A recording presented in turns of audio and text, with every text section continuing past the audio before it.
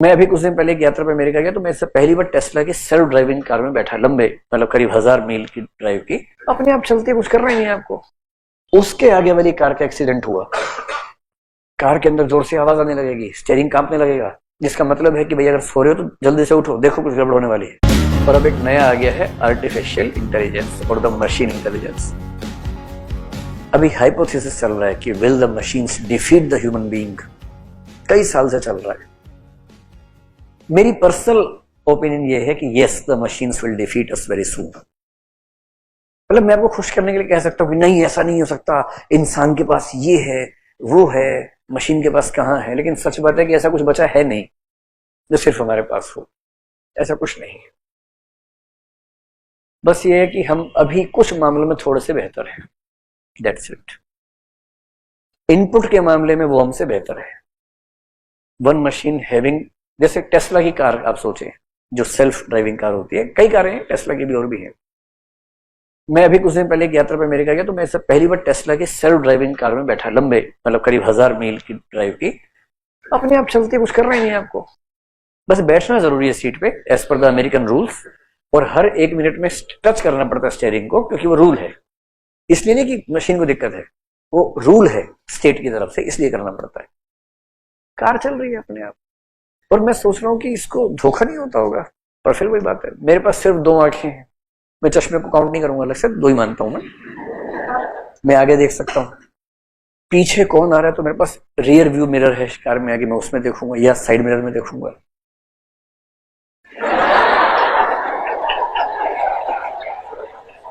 कल वाला समझ में आया लगता है, अचानक बीच में आकर बातें, ठीक है, एंजॉय करो एंजॉय करो।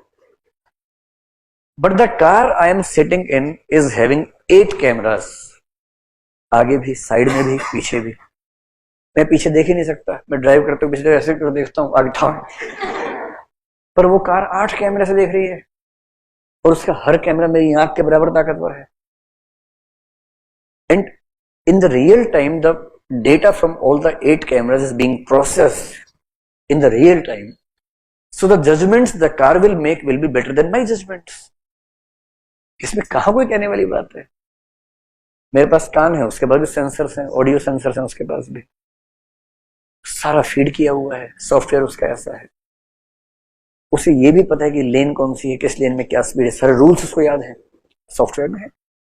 उसको पता है जीपीएस से कि मैं कहां हूं और इस स्टेट में, इस डिस्ट्रिक्ट में स्पीड का रूल क्या होता है, फीड किया हुआ पहले से। उससे ऊपर चलेगी नहीं कार, अब इतना जोर लगा लो।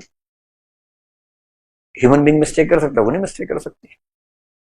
कब लाइट चाहिए, कब वाइपर चलाना है, सब उसको फीड है पहले से। अपने आप लाइट चलती है, अपने वाइपर चलते, कुछ नहीं करना आपको। और जैसी कोई कार आसपास आएगी एक खास डिस्टेंस के अंदर, आप चला रहे हैं पीछे से आगे साइड में, आपको नहीं दिखा, इसके सेंसर्स एक्टिव है, कार के अंदर जोर से आवाज आने लगेगी, स्टीयरिंग कांपने लगेगा, जिसका मतलब है कि भाई अगर सो रहे हो तो जल्दी से उठो, देखो कुछ गड़बड़ होने वाली है। मतलब कार के अंदर जोर से हॉर्न बजता है, जिसका मतलब है कि अटेंटिव हो जाओ, अलार्म बज जाता है, कुछ हो सकता है। इतनी इंटेलिजेंट मशीन है। हम तो ऐसे नहीं है, हम तो ह्यूमन बींग्स हैं, ड्राइव करते हो सो भी जाते हो, सोता भी नहीं। और एक वीडियो बड़ा पॉपुलर चल रहा है इस समय अमेरिका में, कि एक कार है टेस्ला, उसके आगे एक कार है, उसके आगे वाली कार का एक्सीडेंट हुआ, और इसने सेंसर से उस बीच वाली कार के आर पार देख के, मतलब शीशे से ही, जैसे वो एक्सीडेंट होने लगा उस कार का, थर्ड कार का, ये कार वहीं रुक गई, आगे वाली नहीं रुक पाई जो ह्यूमन बीइंग चला रहा है। क्योंकि ह्यूमन बीइंग जब तक समझ पाता कि एक्सीडेंट हो सकता है, इसने अपनी प्रोसेसिंग में समझ लिया कि एक्सीडेंट होने वाला है, और ये पहले रुक गई कार। अब आप सोचिए कि इंटेलिजेंस, अब एक ही बात बची है कि इमोशंस, वो फलाना ढिकाना, वो भी खत्म। चैट जीपीटी ने सब खत्म कर दिया है। अब कोई आपको अच्छा सा कार्ड भेजे, समझ जाना चैट जीपीटी ने भेजा है, जिसने भेजा उससे लिखवाया होगा और आपको चिपका दिया। So we are at the transitional moment in the history of the universe when the human being is first time going to be defeated categorically in the logical field. हमने बहुत स्पीशीज को हराया, सबका नंबर आता है, वक्त वक्त की बात है, हमारा भी आ गया। So I have all the reasons to believe that in the near future, maybe 10, 15, 20 years, the machines and the AI will categorically defeat us. Already भी हो सकता है, लेकिन अभी उतनी अच्छी पोएम शायद चैट जीपीटी नहीं लिख पाएगा जितनी अच्छी कालिदास लिखेंगे।